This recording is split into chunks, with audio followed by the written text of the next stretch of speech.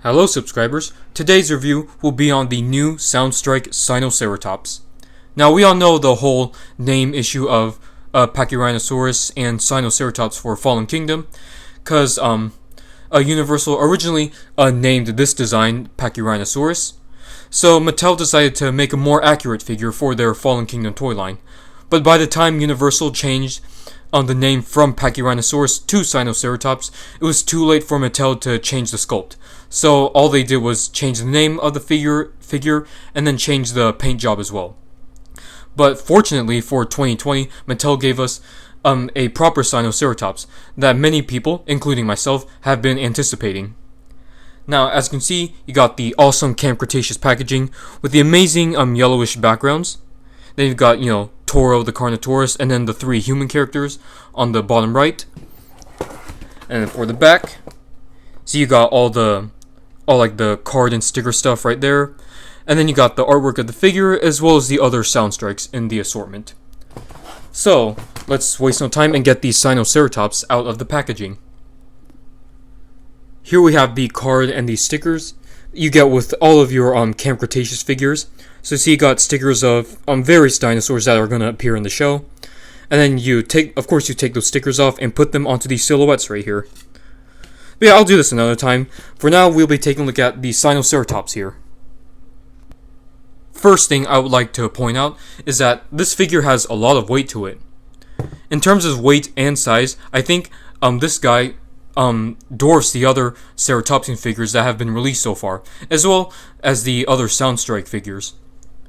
So let's take a look at the detailing first, as always. But first, let's take a look at the lesser detail areas, which happens to be the body and the tail. See, most of it is just the smoother skin with some scaly pebbles, and the part where there are pebbles, it feels quite nice actually. See, you got the ribs right there, and it's about the same amount of detailing on the other side. Then you got his muscular legs right there with his nicely sculpted toes right there. Then you got the underbelly, which is mainly smooth, per usual with Mattel dinosaurs. But of course, the most detailed part is the head right here. The detailing is mostly apparent. See the scales around the frill holes right there. Then you got all the forward-facing horns on the top of his frill right there. Then you got the back of his frill, which is just as detailed.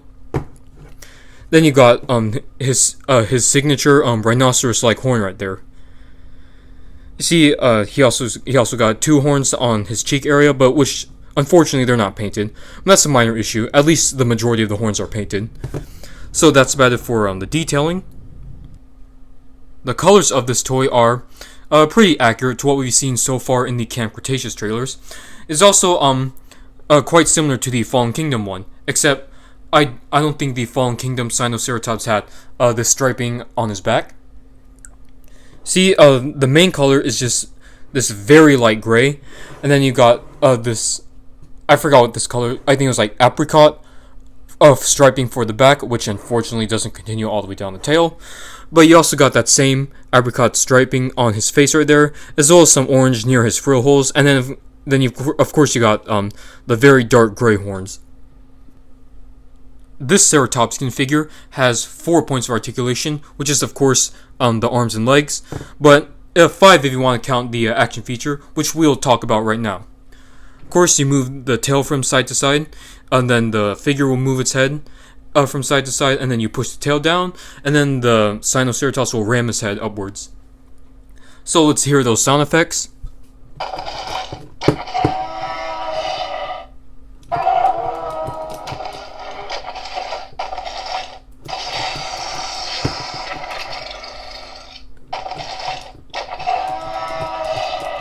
So I think that's about it for the sound effects. I really like how they're using, actual herbivore sound effects. I think it really suits this Sinoceratops. And also what I like about most of these Soundstrikes, minus the Edmontosaurus, is that Mattel is giving them original, or at least sound effects that make sense for the species. Another thing I would like to point out about this, about the electronics of this figure, is that it's relatively muffled and not as loud as the other Soundstrikes. It reminds me of those Jumanji animal toys that are exclusive to Walmart. Specifically, the elephant, the rhino, and the hippo.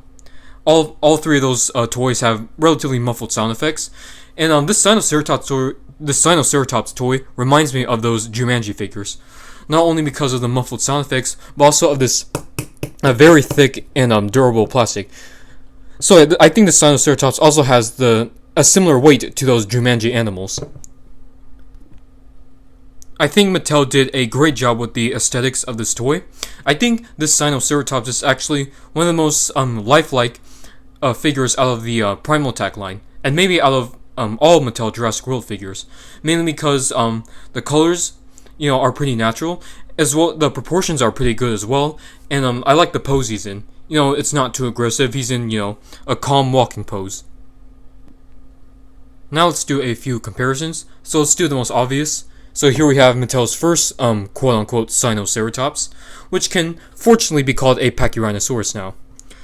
Yeah, you can see how similar their colors are, but I think that the striping on this one is more well done, as it actually continues all the way down the tail, unlike this one right here. And of course, which figure I like more?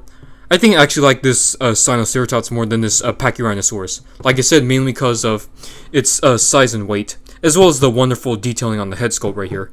But I think this is a very well done Pachyrhinosaurus here. Here's the Action Attack Carnotaurus from Fallen Kingdom, and I think these two are quite compatible with each other. Well, not really in scale, because from what I remember in Fallen Kingdom, the Sinoceratops seemed to be quite larger than the Carnotaurus.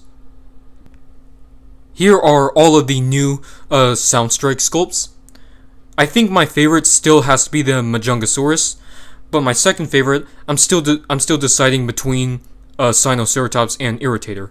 The Edmontosaurus is also a great figure, with the only bad thing being those unfitting Indoraptor sound effects. And then we've got the Cryolophosaurus in the back, which I do not like at all.